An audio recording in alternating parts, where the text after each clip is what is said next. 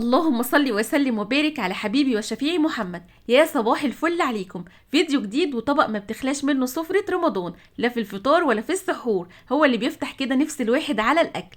يلا بينا كده مع بعض نجهز شوية مخلل مشكلين عشان رمضان، هيوفروا علينا جدا الشراء اللي هنشتريه كل يوم. في 7 أيام بس هيكون جاهز معاكي أحلى شوية مخلل مشكل. تابع الفيديو معايا للآخر علشان في تريكات مهمة هقولك عليها، وهقولك ازاي تحافظي على المخلل لغاية آخر قطعة في البرطمان.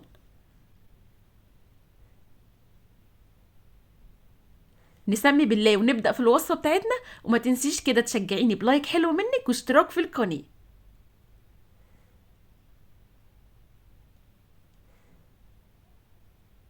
في البداية هنا كده معايا كمية من الخضار بتاعي، معايا كده لفت، جزر، خيار، ليمون، حابة تضيفي قرنبيط ضيفي، معايا فلفل اخضر.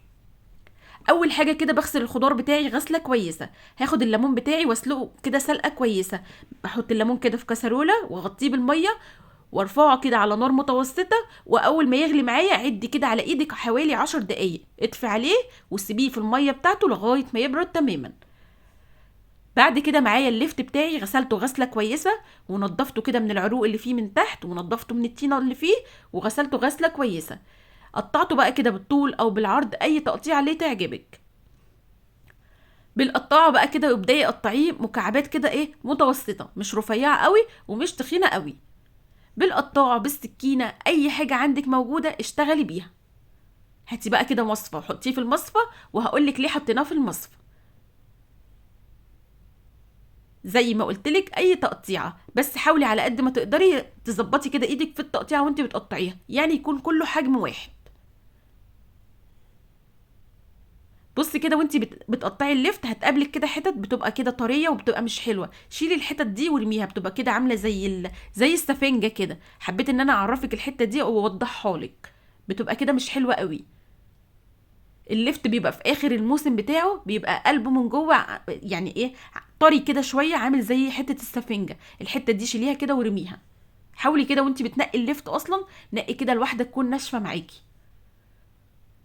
خلصت كده الكميه بتاعتي، انزل كده عليها بمعلقه ونص معلقه ونص ملح كبار، واقلبه بقى كده تقليبه كويسه، واسيبه في المصفى يصفي وينزل الميه اللي فيه مده كده ما تقلش عن نص ساعه، يعني من نص ساعه لساعه، على ما تنضفي وتجهزي باقي الخضار بتاعك. غسلت بقى كده الجزر بتاعي غسله كويسه، وهقشره وابتدي برضو ان انا اقطعه. زي ما قلتلك المتاح عندك اعملي بيه، سكينه، قطاعه، مش شرط حاجه معينه. قطعي برضو كده الجزر معاكي مكعبات متوسطة بالشكل ده، بالطول او بالعرض اي تقطيعة.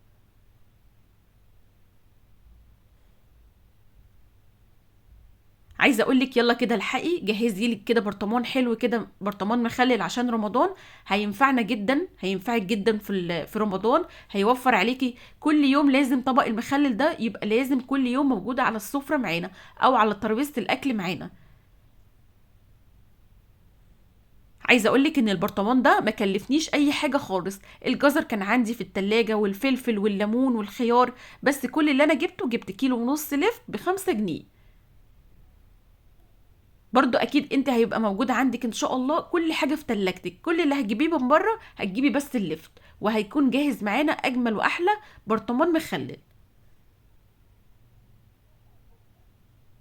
وطبعا في البيت حاجه نظيفه وموفره جدا. قطعت بقى كده، خلصت كمية الجزر، مسكت كده الخيارة قطعتها كده على 2، لو طويلة شوية على 3، لو صغيرة شوية اقسميها كده على نصين. والفلفل بتاعي برضو كذلك، لو طويل اقسميه كده على نصين، لو صغير سيب الفلفلاية زي ما هي. بص بقى هنا اللفت نزل كمية مية معايا قد ايه.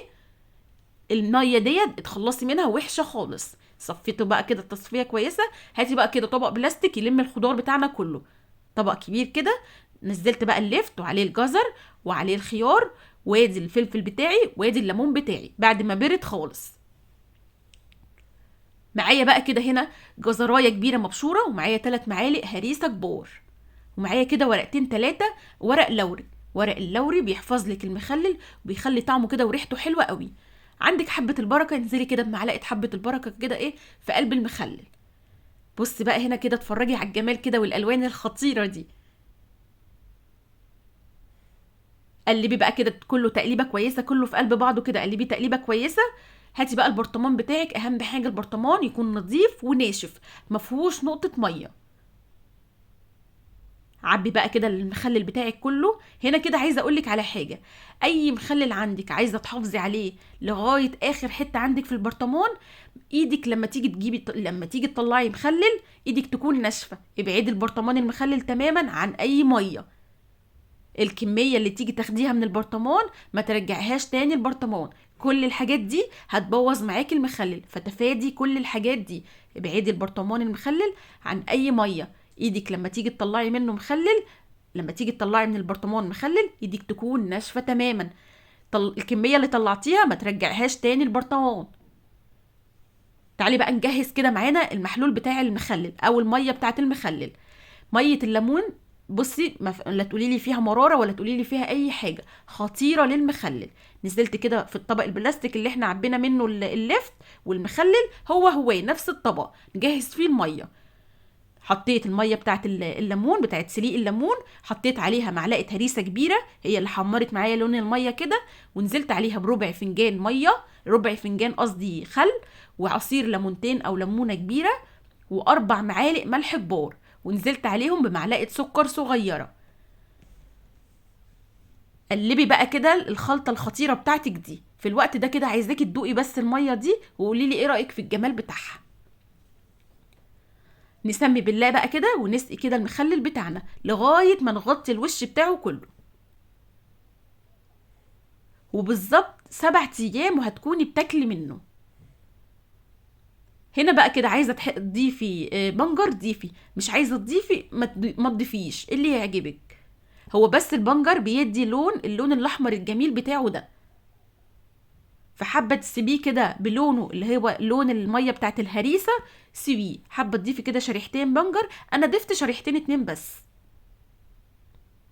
يعني عشان يدوني اللون الاحمر الحلو بتاعنا ده. زي ما قلتلك كده، غطي الميه خالص بالمخلل.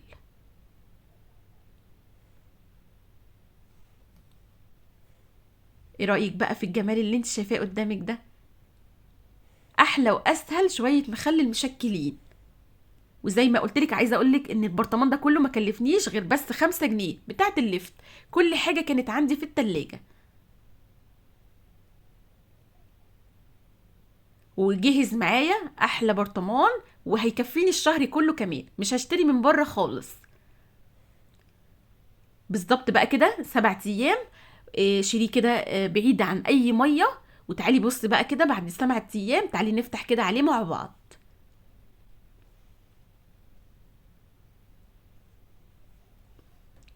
بصي بقى هنا كده الجمال، كل حاجه مستويه وطعمها زي الفل. واربع معالق ملح كبار دول مظبوط الملح بتاعه جدا، مع المعلقه ونص الملح الكبيره اللي احنا قلبنا فيهم اللفت بتاعنا. طالع الملح بتاعه مظبوط، مش حادق ومش دلع، طالع الملح بتاعه مظبوط بالظبط. بص بقى لون الميه الخطير، هو ده بقى اللي كنت بقولك عليه، البنجر بيديه للمخلل اللون الخطير اللي انت شايفاه ده. ايه رأيك بقى كده في شوية اللفت بتوعنا او شوية المخلل المشكلين بتوعنا الجمال دول؟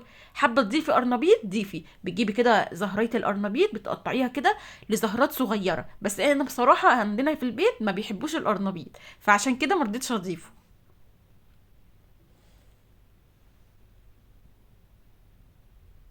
يلا الحقي كده في الوقت دوت. هاتيلك شوية لفت مع شوية الخضار، بقية الخضار شوية الخيار والليمون والفلفل والجزر، وجهزي لك كده احلى واجمل برطمان مخلل علشان رمضان. وما تخافيش مش هيستوي معاكي، لا ده هيلحق يستوي معاكي. بس الليمون زي ما قلت لك اسلقيه كده حوالي 10 دقايق، عشان الليمون هو بس اللي بيغيب معانا في السوا. فاسلقيه كده حوالي 10 دقايق. وكل عام وانتم بخير وبألف هنا وشفا على قلوبكم.